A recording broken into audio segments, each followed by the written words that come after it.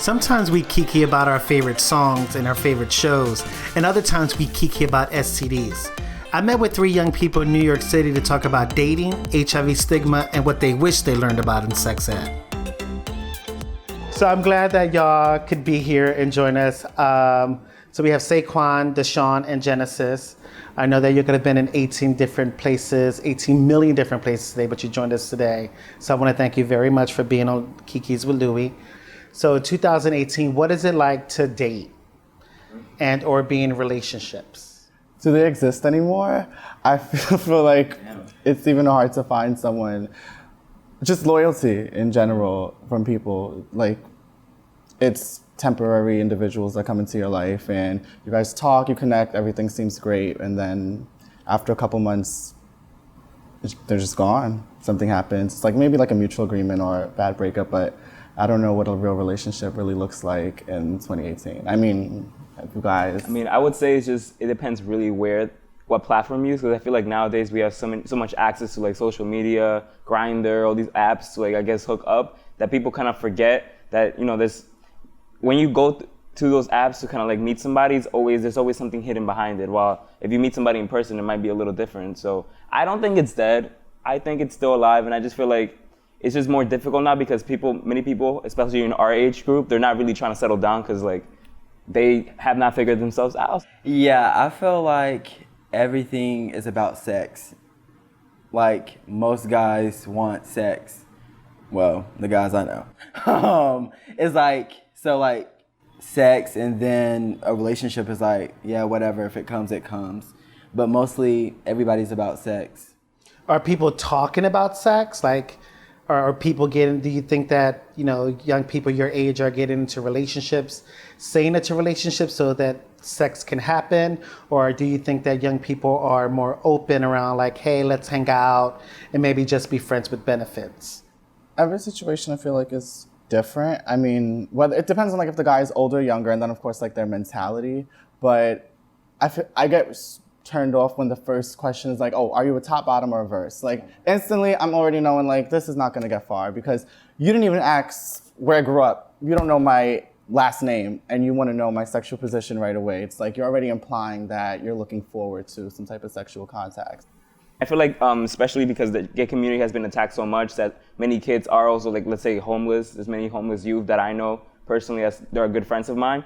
And many of them have gotten into relationships with people just for the benefits, for the sake of having a home, for the sake of having somebody you could ask your money. That's not something I personally have gone through, so I don't reflect with it, but I know that's a reality for many people in our community.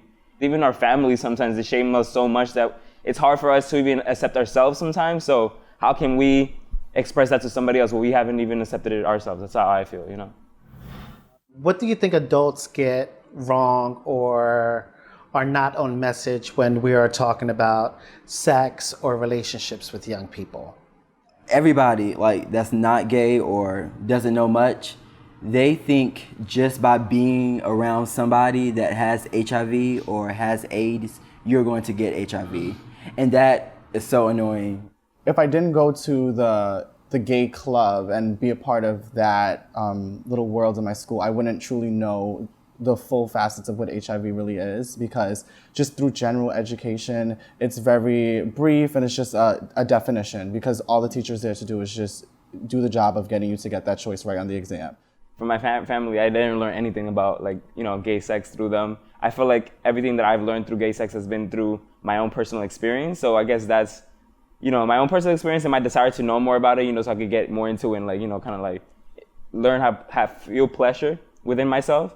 But I think schools do a terrible job, even in just educating people about reproductive sex. It's like they just do a really bad job. They just talk about diseases, and then they talk about the penis and the vagina, but they don't really go into detail. It's not good. I think it's bad. I think the way sex ed is taught right now doesn't really cater to everybody's specific interests, because everybody has their own types of things that they like. And, like I'm saying, just sex in general, sex ed is just not taught well. And our parents, we can't blame our parents because they grew up in a more conservative, society, so they probably know even less, I'm still learning. There's so much I don't know. When I moved down here last June, I did not know what PrEP was. Like, I know, I did not know, but like, okay, so I was on Grindr, and it gives the option of negative plus prep. And I was like, what is prep?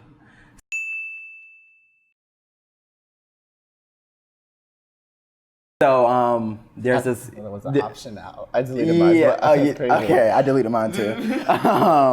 But the this guy in my dorm, he told me what it was. I was like, I did not even know that. So what is one lesson that you learned through experience, your experience, that you wish you were taught or told in school?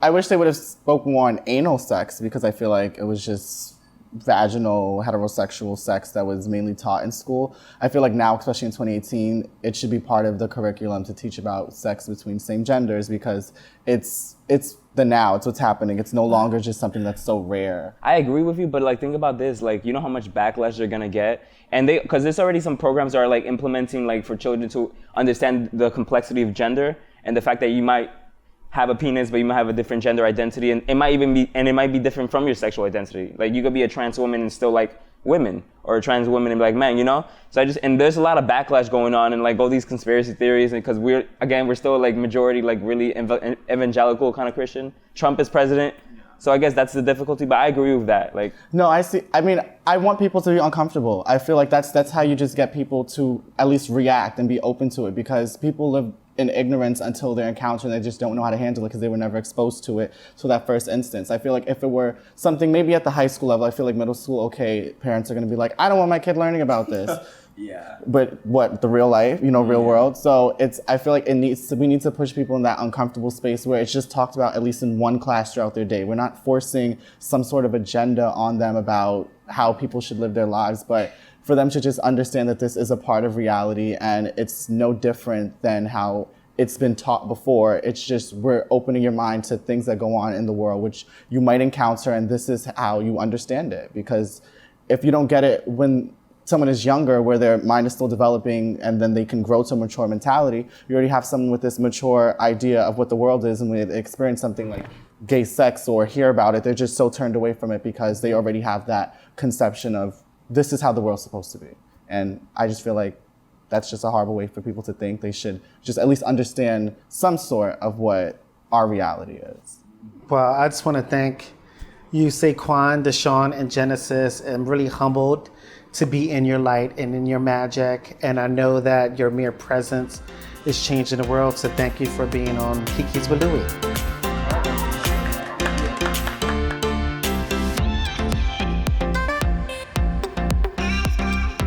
Well, this is cute. Louie.